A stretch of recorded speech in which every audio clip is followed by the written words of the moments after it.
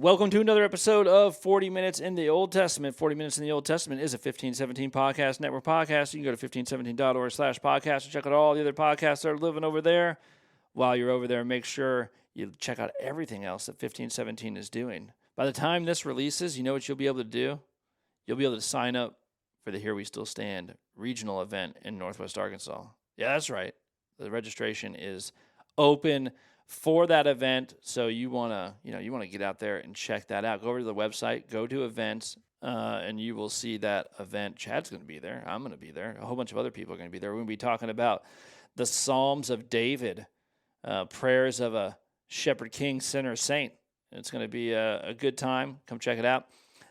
Chad, we are in Song of Solomon. We're still in this second chapter, but boy, we're getting out of this second chapter today, to be sure, unless something very crazy happens, and we see something that needs a lot of explanation in these last three verses. We're at verse 15. The bride has been just gushing. That's what's been going on. That's where he left off. I mean, it's one of those things where he says like 7 words, and then the floodgates open. I mean, she just can't stop talking about it. I mean, I don't know what the sound of this guy's voice is like, but he hits her with these 7 words, and she has just been going on and on and on about how great he is. Yeah, it's been quite the outpouring of descriptions and emotions. I mean, we got some pretty fervent love that's happening here. And yeah, toward the end of this chapter, we have a little bit of at least on the surface, kind of a strange introduction here of problems, right? So let me back up to verse 14. Oh, my dove, in the clefts of the rock, in the crannies of the cliff, let me see your face. Let me hear your voice, for your voice is sweet and your face is lovely. All right, so, this is her speaking for him, talking about how beautiful her face is. But then we transition here at verse 15 to some fox catching, which seems an abrupt kind of transition. So I'll read 15 and 16 and 17, and that will wrap up chapter 2. Catch the foxes for us, the little foxes that spoil the vineyards, for our vineyards are in blossom. My beloved is mine, and I am his. He grazes among the lilies until the day breathes and the shadows flee. Turn, my beloved, be like a gazelle or a young stag on the cleft mountains. So I did some looking because I was not familiar with this at all, this image of foxes, or this also can be translated as not foxes, but jackals. This is a thing. I thought about this morning when I was thinking about this text and realized that I'm not sure I know what a jackal is. Now that I know what the word is, and there is something that pops into my head when I hear the word jackal, but I have no reason to think that image is correct. I was like, when I hear jackal, the first thing that pops into my head is a hyena, and I don't know if that's Yeah. right. No, not hyenas. So jackals, I'm actually looking at this even as we are recording because I hadn't really thought about it before. So yeah, they're canines native to Africa and Eurasia. So they've been, historically used for a lot of different kinds of these canines. But yeah, they're, small to medium-sized animals, scavengers. So I guess they're similar to foxes in as far as like their size go, but Okay. they're not the same thing. Okay, all right. Yeah. For some reason, I had like the Lion King pop into my head. Like I hear jackals, and I think about the 3 dumb hyenas from the Lion King. Yeah. It's kind of scavengery, that kind of Yeah. thing, but maybe just a little Yeah. smaller. Yeah. So I think probably it may be around the size of a fox. But anyway, whether it's jackals or foxes, these little hoodlums are causing some problems. They're spoiling the vineyard. And evidently, I mean, I've never worked in a vineyard, never owned a vineyard, so all of this is secondhand research. But evidently, these foxes or jackals actually will. They'll, dig around the vines and cause problems in vineyards. All right. So just like, anywhere in the South, we have to worry about wild hogs. Even my neighborhood here in Texas, we have wild hogs. So, like if you see one, you just kill it. no questions asked, because they're such a menace. Evidently, these jackals foxes would do that.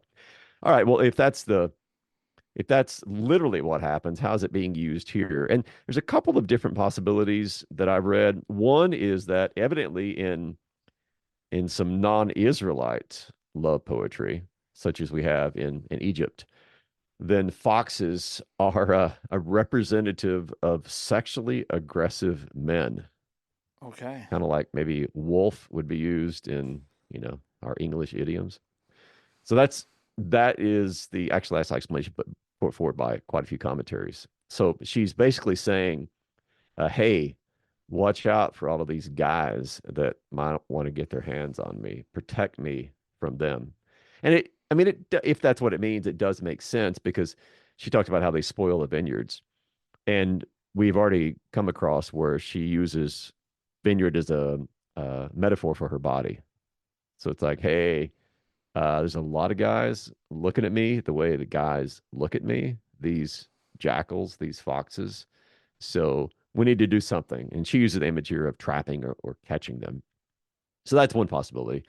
I think a lot of the historical commentaries, which tend to allegorize the text, will treat foxes or jackals as sort of a symbol for anything that might disturb the relationship between Christ and his church. Right. I think a lot of times it's applied to like false teachers or heresies, or I think we could probably generalize it to say, listen, there's some things that could cause problems to this wonderful romance and love that we have. And so let's get rid of those or protect ourselves from those as much as possible.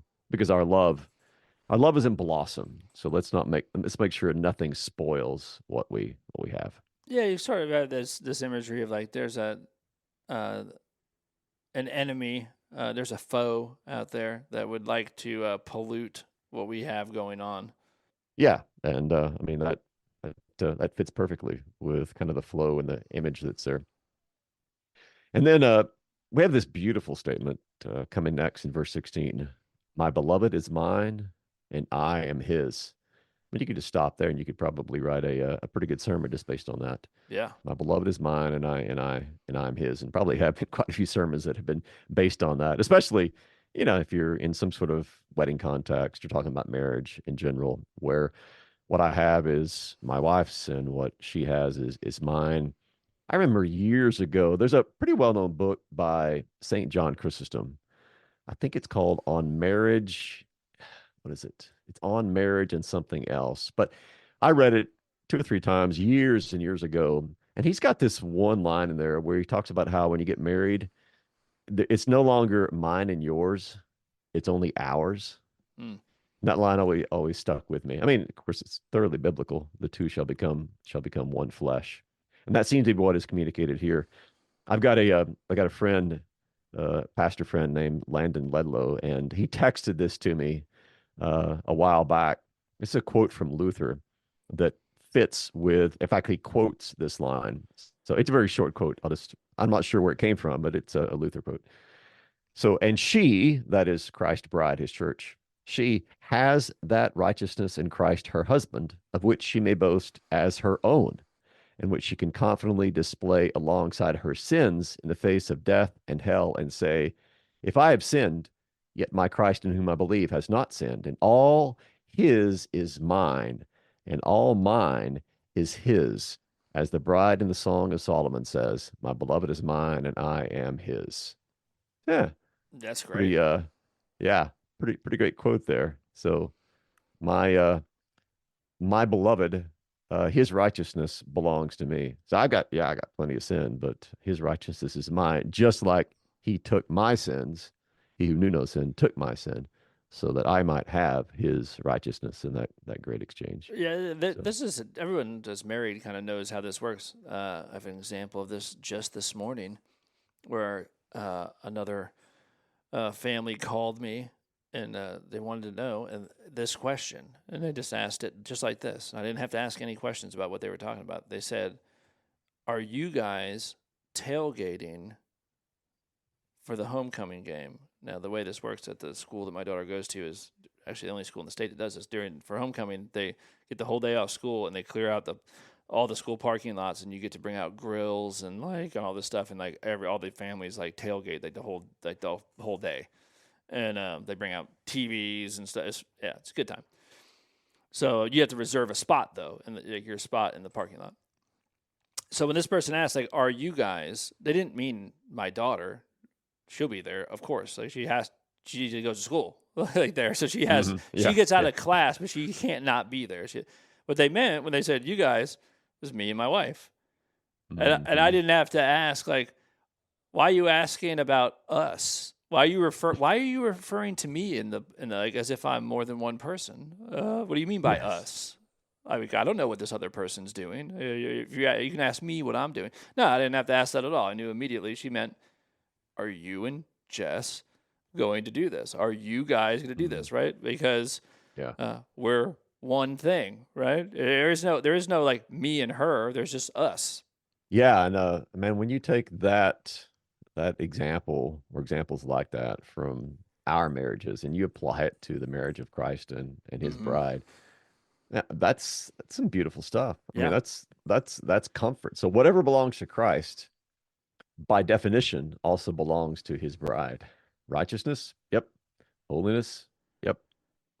All the gifts of heaven belong to her. And so, I mean, you can think of course, as the church then also as queen. You know, Yeah. she's reigning there with Christ. So my beloved is mine and I am his. And then it goes on to use more nature imagery. It talks about he grazes among the lilies. And you know, I don't know for sure if this is the way to go with this, but earlier, lilies are connected with a woman's lips. So some people say when he grazes among the lilies, this is him enjoying her kisses. So, a distinct possibility of the kind of the symbolism that's being used there. That's where he likes to hang out. That's where he likes to hang out. Yeah. Oh, and yeah, And then it wraps up. of course, grazing. For people that I don't know if you don't know this. So if a farmer says put the cows out to graze, he is talking about them going around and using their mouths. So like they're going around Mhm. and Right. eating and stuff. So if you're grazing among the lilies and the lilies are your this other person's lips, that makes sense. That's that's what's going down. Yeah, yeah. He's going to enjoy her kisses, or as Solomon would say, going to graze among the lilies. There you go. That's a And it's good that's a good one. You're talking about confuse your wife. Be like, I was thinking about grazing among the lilies today. What do you say? She will have no idea what you're talking about. yeah, not the kind of bedroom talk that's going to really connect to these days, right? And she wants this to happen, for a while, and that's what verse 17 says. Until the day breathes and the shadows flee. Turn, my beloved, be like a gazelle or a young stag on the cleft mountains. So, you know, this occurs a couple of other times in or maybe one other time at least in the Song of Solomon. Chapter 4, verse 6 uses the same imagery. And if I remember, it's been a couple weeks since I looked at this verse, but I believe it's kind of uncertain. Does this mean like all day? So is the day going to breathe and the shadows flee at morning, or is this evening? But either way, I mean, you get the idea. Let's keep doing this for a while. And then at the end here, it's turn, my beloved, be like a gazelle or a young stag on the cleft mountains. So here, I mean, this more animal imagery applied to the lover. And that wraps up chapter 2. Hey, look There at we us. did it. We're gonna have a bit of a transition though. This is definitely the place. They did not mess up when they put the chapter divisions here, because we're going to switch here to the next few verses, which are uh, a bit odd. I don't know. For me anyway, it's difficult to know exactly which direction to take these. So do notice right away that chapter 2 ends with this language of the day, until the day breathes and the shadows flee. And then we transition to chapter 3, verse 1 to night. So we're going to deal with something while she's on her bed, and this is happening at night. Now, what's going to go down in these next few verses, verses 1 through 5, is kind of the basic theme, and you'll see this when I read through it, is seeking and finding, or seeking and not finding. And this becomes a relatively common theme. You see this in the scriptures, like a search through the city. So if you turn to Ezekiel, for instance, it's a very negative context in Ezekiel, but it's the idea of the messengers from God are searching the city. They're looking through the city for people not engaged in idolatry. And this theme you'll find in other literature as well, but looking for and maybe finding or not finding. So that's what's going down, and she's going to be doing this. Now, is the question is this literal? Is this a dream? Is this just kind of extended metaphor? A bunch of symbolism here. What's going on? So we'll see. Let me go ahead and read through these 5 verses. On my bed, so this is the woman speaking. On my bed by night, I sought him whom my soul loves. I sought him, but found him not. I will rise now and go about the city, in the streets and in the squares. I will seek him whom my soul loves. I sought him, but found him not. The watchmen found me as they went about in the city. Have you seen him whom my soul loves? Scarcely had I passed them when I found him whom my soul loves. I held him and would not let him go until I had brought him into my mother's house and into the chamber of her who conceived me. I adjure you, O daughters of Jerusalem, by the gazelles or the does of the field, that you not stir up or awaken love until it pleases. All right, so what we want to do with this? If this is literal, as Christopher Mitchell, he's got this massive, like 1,000-page Concordia commentary on the Song of Songs. He was checking out his take on this morning. He believes that this is like something that really happened. So this is something that she actually did. Others believe, I can't think of the commentator's name, maybe Garrett. He takes this as just kind of full of all sorts of symbolism, to where like the watchmen are symbols of the protectors of her virginity, and a bunch of other stuff going on there too. Some people think this as a dream, and I honestly have not landed for sure on any of these. It kind of does have a dream quality to it. That this is something that she's just kind of is happening in her mind. On the other hand, there is kind of there's somewhat of a literal feel to it. Maybe in the end, it's just a descriptive way, and whether it literally happened or not, a descriptive way of talking about this courtship, this longing that she has to be with her lover, and what she experiences, the frustration, and then the delight that she finally experiences when she finds him. I don't know. That's kind of my beginning thoughts, at least on these verses. So I think if you decide, like, okay, I'm going to try to figure out if this is a dream or if this is like an actual story, you might miss what may be going on here. So this is the bride. So this is the church. Having difficulties finding the groom here. I'm having difficulties I'm seeking Jesus, but can't find him. I don't know where he's at. So I'm going to get up and go seeking him out. And then you have this, the watchman found me as I went about the cities. Mm-hmm. And then, they say, she says, hey, have you seen him whom my soul love? And then after you encounter the watchman, you find, this is when you find him. Now, depending on like what you think a watchman is, but this isn't the only time that watchmen appear in the Bible. You have sometimes in prophetic literature, they set up a watchman, this kind of thing.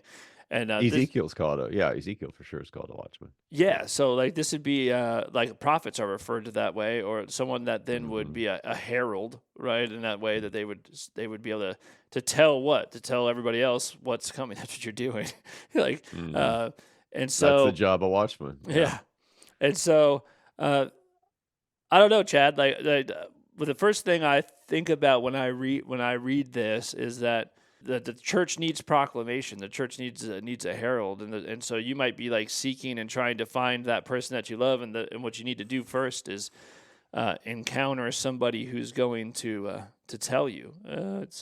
This you might need a preacher, you might need a watchman to tell you. Oh, let me tell you where he is, and Yeah. that's when you're gonna find him. He's not. You're not just gonna. You can seek and seek. This is just true that you can. Nothing wrong with this. You can seek after God and seek after God and seek after God, but you won't find him until you find a preacher. Hmm. Yeah. Yeah, and I do like that. And by the way, And I this isn't a one time thing. By the way, either that's why I would say this too. Is that you're like, well, they already have the relationship. She's already found him. I'm like, yeah, I know, but I still have to go find a preacher so I can find him again. And so does Chad, and so yes. does everybody Yes. else. So do we all. Yeah. Even preachers need preachers for sure. Yeah, I think that especially if you view this chapter, well, the whole book in the broad canonical context, it fits with that in lots of ways, in all the ways that you just described.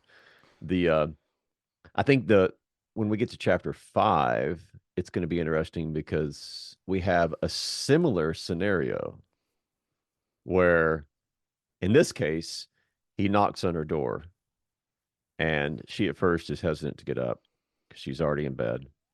And then when she finally decides, oh, I'm going to get up, open the door, he's gone. And she goes out to look for him in the city. It's another image of, seeking, looking. And there the watchmen find her and beat her up. they they, they beat me, they bruised me, they took away my veil, those watchmen of the walls. That's in chapter 5, verse 7. And to be completely honest, I have not uh, spent enough time on those verses to have a good grasp of the full import of those. But this is a twofold occurrence. This theme of looking and searching, and the watchman, and Well, those finding him or not finding him. So I mean, I'd have to jump ahead and look at that, but you do know, Chad, that the Watchman does have two words, and one of those words will in fact beat you up. one of those words will beat you up for sure. Yeah, and that might be exactly what's going on there. Here they don't. In a sense, you get the impression, look, like I think you said, or at least hinted at, that they help her, Yeah. right? Because it's like right after they find her. Mm-hmm. In fact, that's an obvious implication of this, that I found him not, and then they found me, the watchman. So it's like almost like they're looking for her while she's looking for him. And there, the implication would be that after this, or as a result of this, after she says, "Have you seen him, whom my soul loves?" Then barely does she get away from them, and then she finds him. So they come across there as very much not just kind of watchmen, but helpers, Yeah. preachers, those who point her toward him. And we'll get to chapter 5 eventually. But anyway, just kind of keep those two chapters in mind, the listeners out there, when you're working your way through this, because there's a certain parallel between these. Yeah. I do. The other thing about this that's hey, we're getting a little scandalous here, but like you found him and then you took him to your parents' house, and you're like I mean, I'm gonna take him to the chamber of the one who can see this. By the way, like parents don't like this. I'm just telling you, like this is not something you're wanting to happen. Yeah, If you're a mother, you're like, tell you what, I don't think mom's home. We could go over here. That's this is how you know this is some young love that they're talking about here. This is like a real young love move. yeah, it's pretty unusual to, because you typically think about, a man shall leave his father, mother, cleave to his wife, but you also think about a wife being, at least certainly in this ancient context, leaving her parents' home and then going to the home of her groom, of her husband. She becomes part of that family. So you would think it would be him saying, "Hey, I'm going to bring you into my mother's house or my parents' home," but it's not. She's bringing him into her mother's home. And later in the book, we're going to have this same language about them getting together in the place where he was conceived. You kind of got both of these happening. There's this element, there's almost an idea of kind of a full circle. So she wants to bring him into the chamber of her who conceived her, so into her mother's chamber. And then later on, they're getting together in the place where his mother conceived him. So it's this idea that kind of a completeness, there's a longing for continuing this kind of union that produced her and now is presumably going to produce other children as they get together in this chamber or in this bedroom. But she does find him, and I mean that is, if you take these verses and you think about him historically too, some commentators have talked about how this is a picture of the waiting for Christ. You're looking and you're waiting. And if you apply this to Israel, she's looking, she's waiting, she doesn't find him, she doesn't find him. And if you want to take the watchman as in reference to preachers or prophets, then yeah, and all of a sudden they point her toward the one who finally is going to be the one that she loves, and she finds him, and then you have this coming together. So it's probably, I'm taking this anyway as a picture, a poetic picture of the courtship, the waiting, and finally the two of them coming together. Well, And also, then it's also like I mean, I don't want to like over uh, allegorize here, but if if you're a member of the Bride of Christ, which if you're a Christian, you are, and the preacher then directs you to Christ, and then you say, okay, I'm gonna cling to him, right? So I'm gonna hold him, and I'm gonna not let him go. And where am I going to bring him? I'm going to bring him to my mother's house, to the chamber of her who conceived me. Now, the church is always talked about in feminine language, and the church is not father church. That's not how it's ever spoken of. It's mother church, and like, historically speaking. And the reason that historically speaking is that way is because the church is always spoken of in a feminine voice, and so who like if for Chad and Yai and you listener, spiritually speaking, like who is your mother? Like the church is your mother, and that is where you were conceived. So Mhm. like you were born uh, the second time. You were twice born in the church, like probably in the waters of baptism, right? This is what I would say. So I have a daughter. I have two daughters, but say my newest one because this is more recent. She was born, but then we went where? We went to the church. So she was born of her mother, but then we went to mother church, and then she was born again in the waters of baptism. And this is like where you could say that she was spiritually conceived, right? This is what it is. And so, is there something here where, hey, I'm looking all over for him? The preacher says right there, and I'm going to cling to him, and I'm gonna cling to him in this place. I'm going to bring him. This is where I know I can have him. Right? Mhm. Is in the home of my mother, in the place that where I was conceived. This is where I know I can cling to him. Uh, maybe so. That's kind of how I is that what's going on here? I'm not sure, but I like it.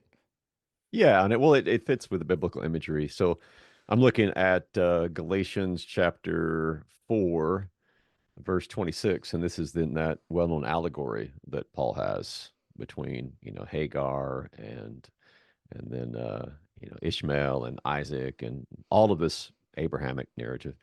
And that's where he says that the Jerusalem above is free and she is our mother.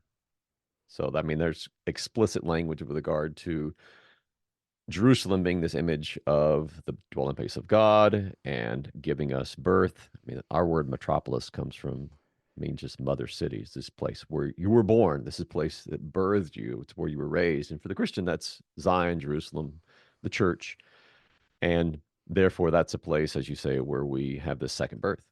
So it fits with the image of the bride coming together with the groom, and they're in the mother's house. And what happens in the mother's house? Well, children are conceived and children are born.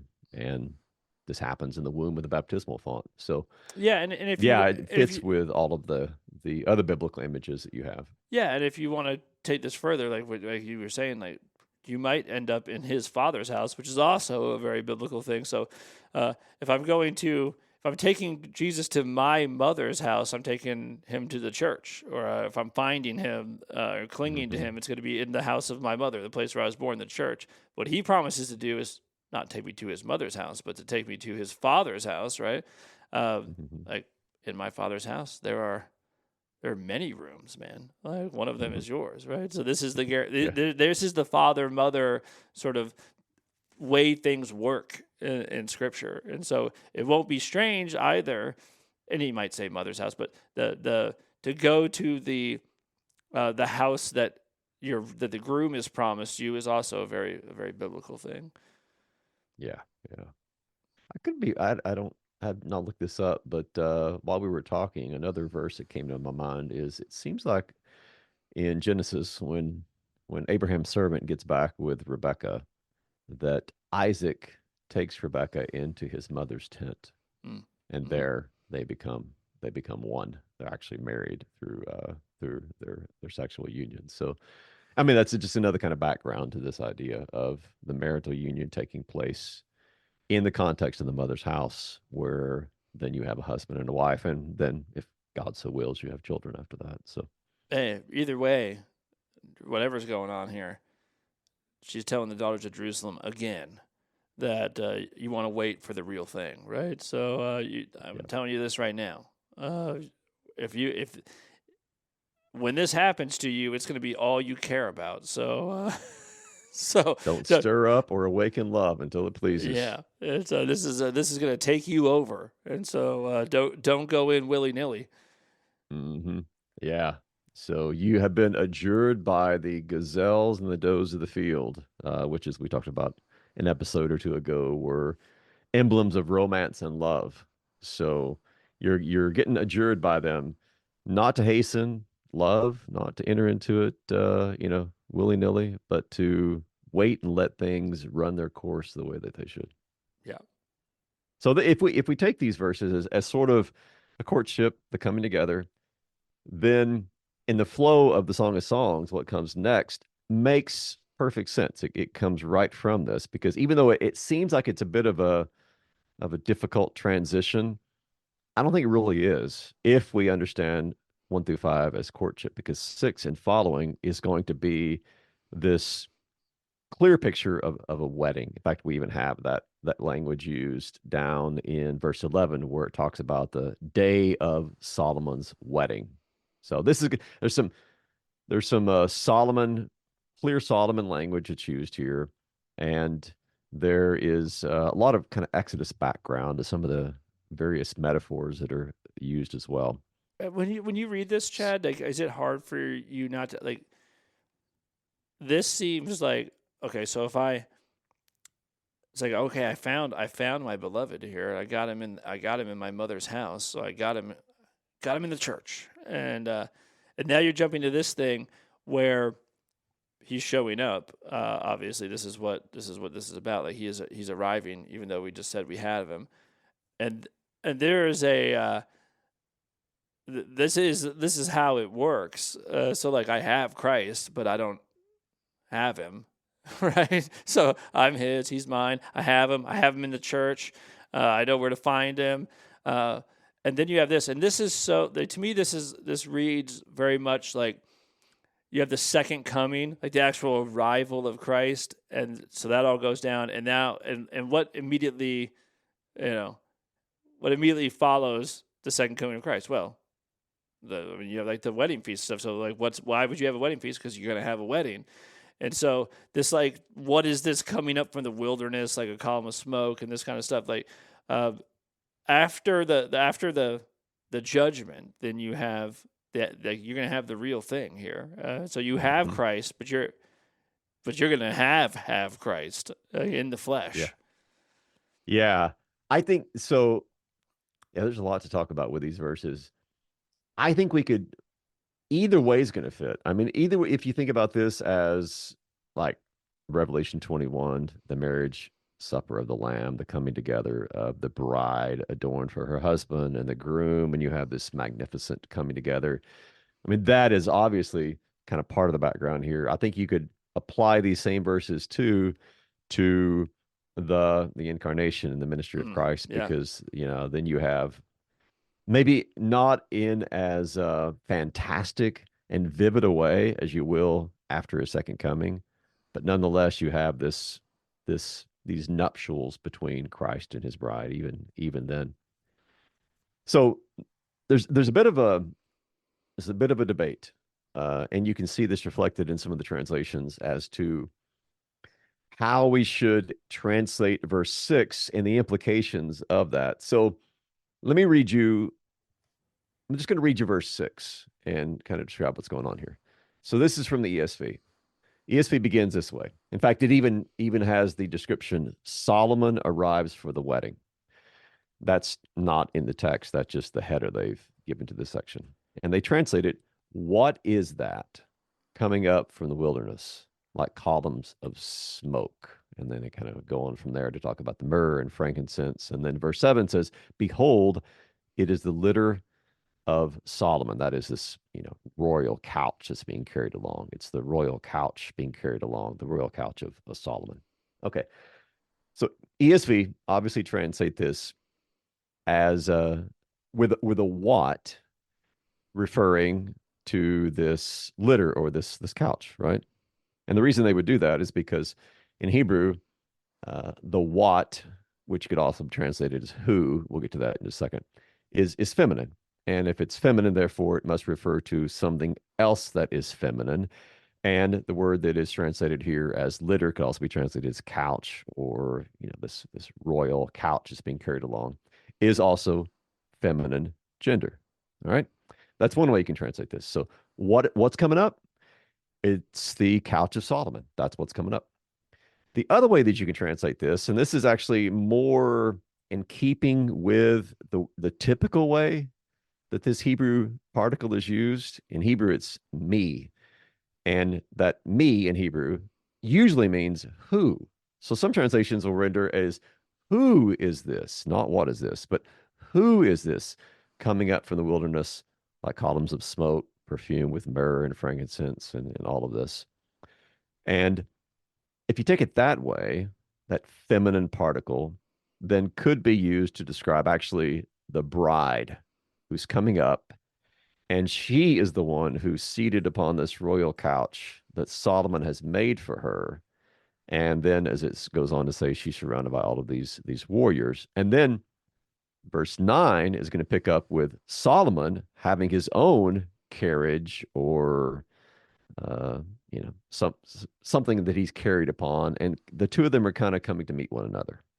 So there's one or two things going on here. Either the whole thing, 6 and following, is about Solomon arriving, and he's sitting upon the litter of Solomon, or she is arriving, and she is seated upon this royal couch, surrounded by all these warriors, coming up from the wilderness.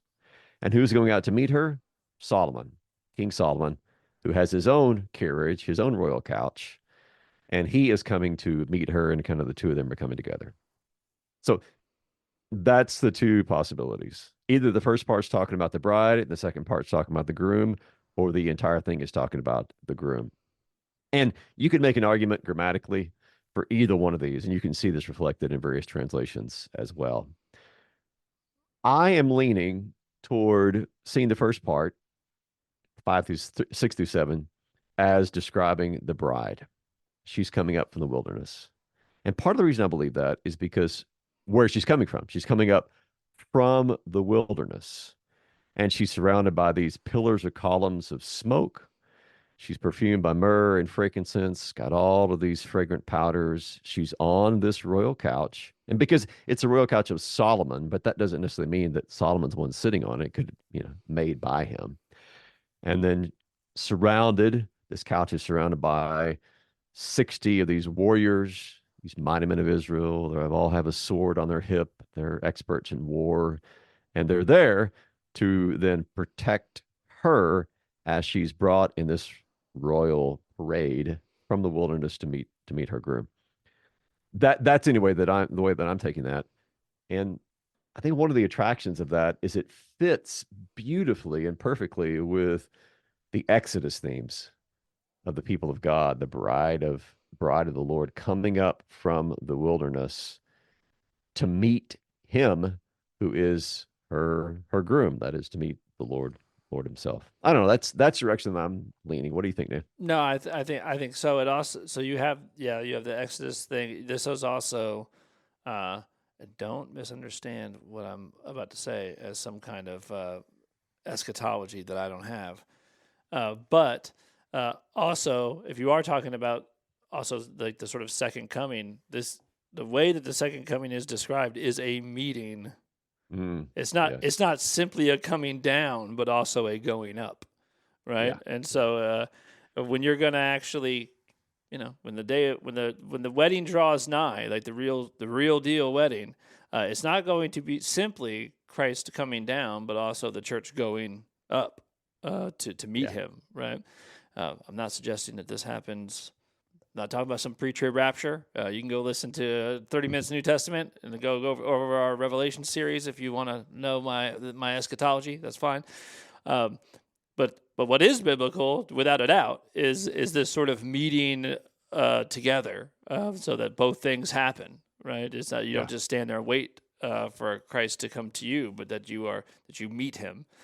And so that makes sense to me. That, hey, who is that coming up from the wilderness? Oh, I mean, it's church, and it has been protected, and it is rising up to meet the groom, and so I think that works with that as well. Yeah.